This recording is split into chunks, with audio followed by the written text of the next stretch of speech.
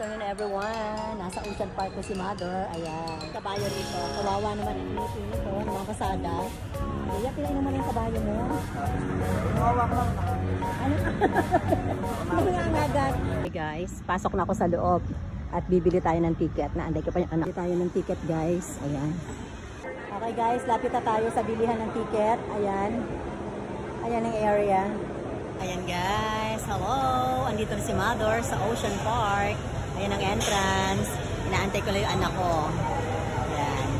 Para sabay-sabay kami papasok. Dito na kami sa loob. Ayan. Ayan. Ayan, mag-enjoy sa mga makikita. Nakatulog na ba to?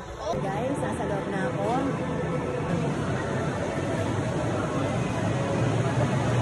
Guys, oceanaryo muna tayo.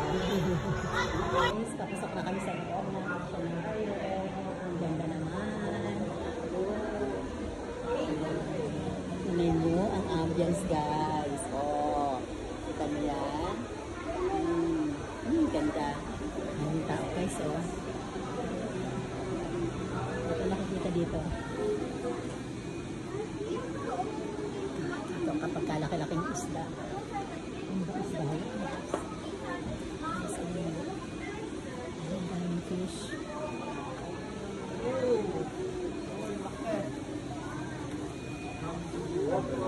Guys, ayan. Oh, ayan guys, oh. Lapit natin, oh. Ayan.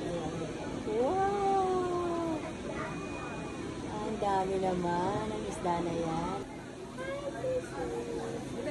Guys, ayan, ang napakagandang isda kulay puti. Koi fish, guys. Wow! Ang ganda naman. Guys, yung mga nakadeposit sa aquarium na isda dito ay matatagpuan sa Palawan.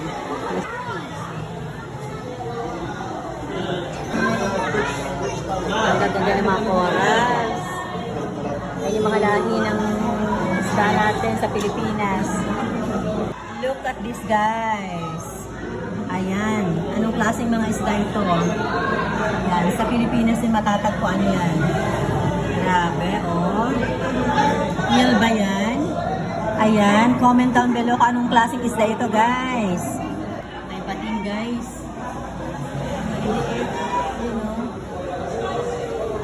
Ayan, oh. Kulay green.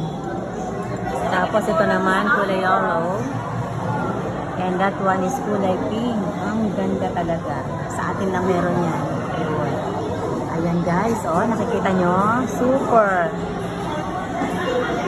Mayaman sa napakagandang mga corals ng ating karagatan. Ay, ang ganda. Ito pa, yung mga corals, oh, napakaganda.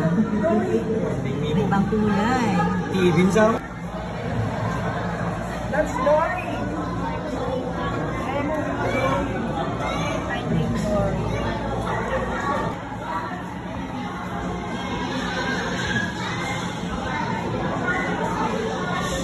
Guys, oh, naka 3D. Ang ganda.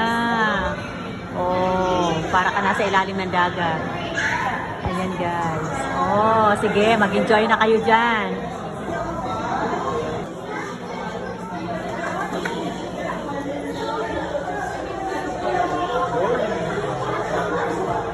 Ayan, guys. Nakita ko na sa Nemo.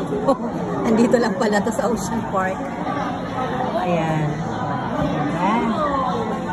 Yes. Hey, what are you doing? Hey!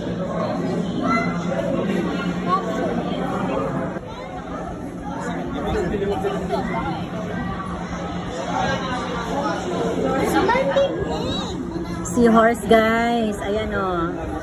Look.